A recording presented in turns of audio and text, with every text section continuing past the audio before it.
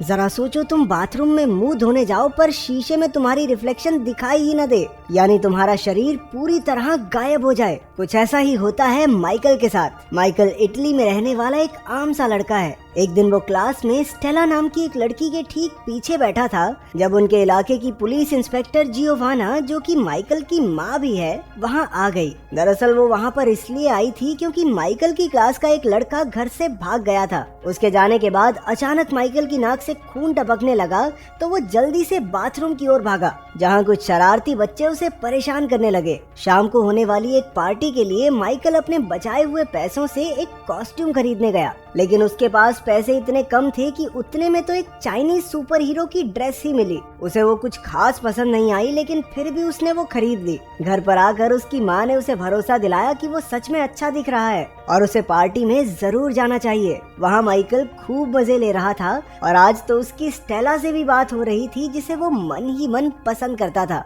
लेकिन फिर उन बदमाश लड़कों ने उसे फिर से परेशान करना शुरू कर दिया और वो उनसे बचने के लिए भागकर बाथरूम में छुप गया। इस सब से परेशान होकर उसने जोर से कहा कि काश वो अदृश्य हो जाए। अचानक से लाइट चली गई और वो खिड़की से भागकर घर चला गया। अगले दिन उसके कुत्ते के भौंकने की आवाज से उसकी नींद खुली और जब वो बाथरूम में ब्रश करने पहुंचा तो उसने देखा कि वो शीशे में दिखाई ही नहीं दे रहा था। उसके कपड़े तो दिख रहे थे लेकिन उसका शरीर एकदम गायब। उसने जल्दी से सारे कपड़े उतार दिए। अचानक से उसकी माँ वहाँ आ गई, लेकिन जब उसे भी वो दिखाई नहीं दिया तो वो समझ गया कि वो अदृश्य हो चुका है और उसके अलावा उसे कोई नहीं देख सकता। उसने एक कागज पर लिखा कि वो आज जल्दी स्कूल जा रहा है और उसे अपनी माँ के पास रख दिया। कागज पढ़कर जियोवाना ने उसे फोन किया और गायब हुए माइकल ने कॉल उठाकर कह दिया कि हाँ मम्मी, सब बढ़िया है, मैं स्कूल पहुंच गया, मेरी चिंता मत करना। फिर वो अपने शरीर को पूरी तरह कपड़ों से ढककर स्कूल पहुंचा। इसके बाद उसने सोचा कि क्यों ना अपनी इस नई ताकत से उसे परेशान करने वाले लड़कों को सबक सिखाया जाए।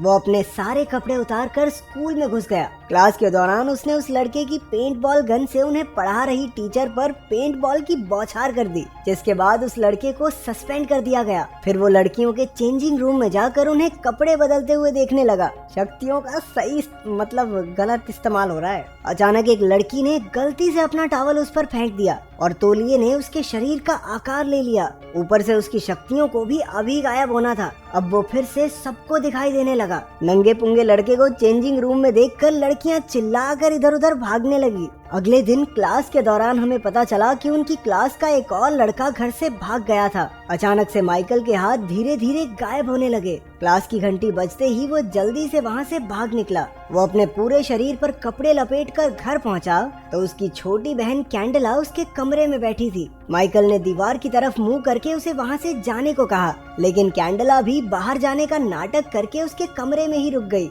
ये सोचकर कि उसकी बहन चली गई, माइकल ने अपने चेहरे से मफलर हटाया और पीछे मुड़ा। उसे देखकर कैंडला डर के मारे चिल्लाने लगी। माइकल ने उसे शांत किया और समझाया कि पता नहीं कैसे, लेकिन उसकी चाइनीज सुपर हीरो कॉस्ट्यूम ने उसे गायब होने की ताकत दे दी है। जब जियोवाना घर लौटी तब तक माइकल अदृश्य हालत में ही था। उसने अपनी माँ को फोन पर किसी से बात करते सुना कि माइकल असल में अडॉप्टेड है और कई साल पहले उसे कोई जियोवाना के घर के बाहर छोड़कर चला गया था। माइकल इस बारे में कुछ नहीं जानता था और वो दुखी होकर बाहर चला गया। जब वो अकेला बैठा झूला झूल रहा था तो स्टेला वहाँ आई। उसे लगा कि वहाँ शायद कोई भूत है, लेकिन वो बिना डरे साथ वाले झूले पर जाकर बैठ गई। क्या साइको लड़की है ये, भूत के पास कौन जाता है? स्टेला ने उसे अपना दोस्त बनने के लिए कहा। इस बात पर माइकल ने भी जमीन पर एक स्माइली फेस बना दिया। वो थोड़ी देर साथ खेले, जिसके बाद स्टेला वहाँ से चली गई। माइकल की नजर थोड़ा दूर खड़े एक आदमी पर पड़ी जो आंख गड़ाए उसकी ओर देख रहा था,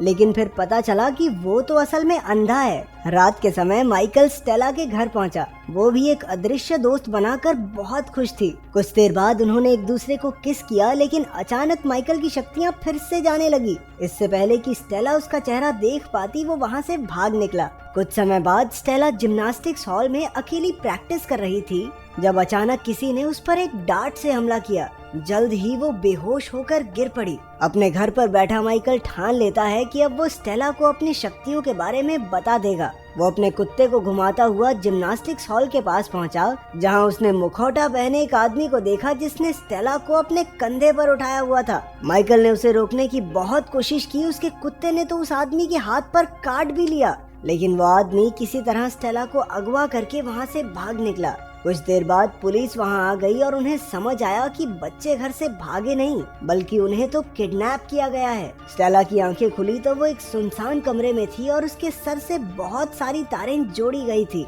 हम देखते हैं कि वहाँ पर माइकल का एक टीचर भी मौजूद था। उन्होंने स्टेला पर कुछ टेस्ट किए और बाद में बाकी 2 बच्चों के साथ एक कमरे में बंद कर दिया। अगले दिन माइकल समुद्र किनारे अकेला बैठा था जब वो अंधा आदमी उससे मिलने आया। वो उसके पूछने से पहले ही उसके सभी सवालों का जवाब दे रहा था, मानो वो आदमी माइकल का दिमाग पढ़ सकता हो। उसने बताया कि उसका नाम आंड्रेज है और वो माइकल का असली पिता है। माइकल ने उसकी बात नहीं मानी और चिल्लाकर कहा कि तुम झूठ बोल रहे हो। लेकिन फिर आंड्रेज ने उसे पूरी कहानी सुनाई। उसने बताया कि वो रूस के एक गांव में रहने वाला एक आम लड़का था, लेकिन एक दिन न्यूक्लियर रेडिएशन के लीक होने की वजह से उनके गांव के ज्यादातर लोग मारे गए, लेकिन जो बच गए उनके अंदर करिश्माई शक्तियां आ गई थी। इस बारे में पता चलते ही फौज ने उन्हें हथियारों की तरह इस्तेमाल करने का प्लान बनाया। वो उन पर खूब अजीबोगरीब एक्सपेरिमेंट्स किया करते। रिपोर्ट्स में पता चला कि आंड्रेज और माइकल की मां के अलावा वहाँ पर कोई भी बच्चे नहीं पैदा कर सकता था। जब माइकल का जन्म हुआ तो वो इन अनोखी शक्तियों के साथ पैदा होने वाला पहला बच्चा बना, लेकिन उसे एक अच्छा भविष्य देने के लिए आंड्रेज और माइकल की माँ उसे लेकर मिलिट्री कैंप से भाग निकले। आंड्रेज माइकल के साथ किसी तरह बच निकला, लेकिन उसकी पत्नी मारी गई। वो जानता था कि माइकल कभी उसके साथ सुरक्षित नहीं रहेगा, तो उसने अपनी शक्तियों के इस्तेमाल से जियोवाना का दिमाग पढ़कर पता लगाया कि वो सच में एक अच्छी औरत है और अपने बच्चे को उसके घर के बाहर छोड़कर चला गया। लेकिन अब मिलिट्री को पता चल गया है कि वो खास बच्चा इसी इलाके में कहीं है। माइकल को अब भी उसकी बातों पर भरोसा नहीं था, लेकिन आंड्रेज ने अचानक से कहा कि वो यहाँ पर और बातें नहीं कर सकते, क्योंकि थोड़ी दूर खड़े एक मछुआरे को उस पर शक हो गया था और वो पुलिस को फोन करने वाला है। आंड्रेज ने माइकल को एक सूट दिया जो उसके शरीर के साथ ही गायब हो जाएगा और खुद बड़ी आसानी से उस मछुआरे की याददाश्त मिटाकर वहाँ से चला गया। माइकल के उस दोगले टीचर से बातचीत के दौरान जियोवाना ने बताया कि उसने माइकल को गोद लिया था। ये सुनकर उसे शक हुआ कि शायद माइकल ही वो खास लड़का है। सच्चाई का पता लगाने के लिए वो माइकल से मिलने उसके घर पहुँचा।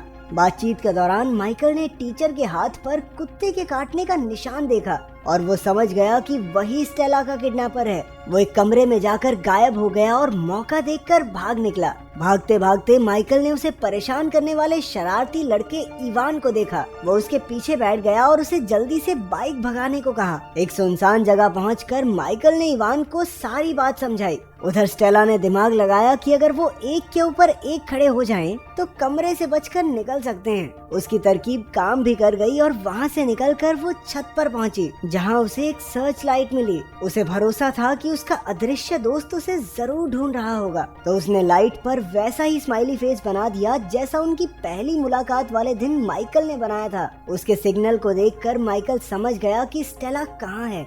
इवान के साथ वो अपने दोस्तों को बचाने पहुंचा, लेकिन तभी एक गार्ड ने स्टेला को पकड़ लिया। इवान ने अपनी पेंट बॉल गन से इलेक्ट्रिक सर्किट पर निशाना लगाकर उसमें गड़बड़ी कर दी।